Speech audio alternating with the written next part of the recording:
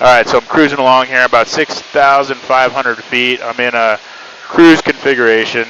So what that means, I got manifold pressure, RPM, fuel flow, everything set for cruising.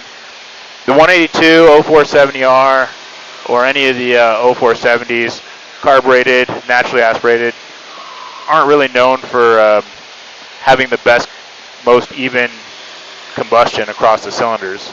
So I'm looking right now at my EGTs. I've got a delta about 145 degrees, call it.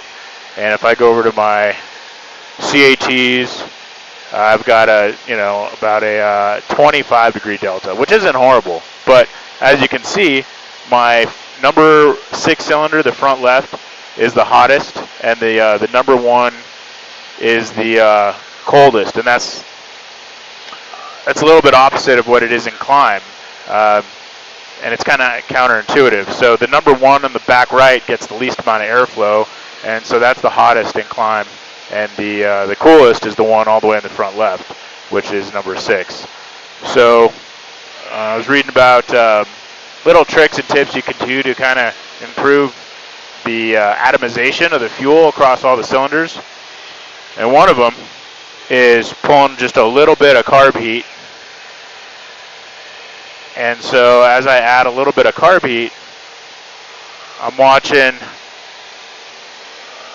on my EGTs that delta starts to decrease. And I'm also looking at my carb temp down there. That's kind of a good tool to have. I wouldn't recommend playing with your carb heat unless you can actually monitor what your carb temperature is. So as you can see, the carb temp's coming up a little bit, and my EGT delta, the difference between them all, it's going to start to come down a little bit.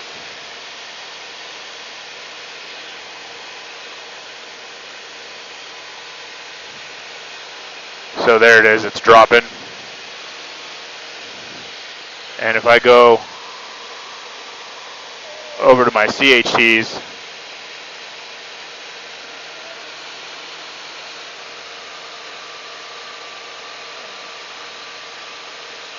I've still got the delta, but it looks like it's evening out across them.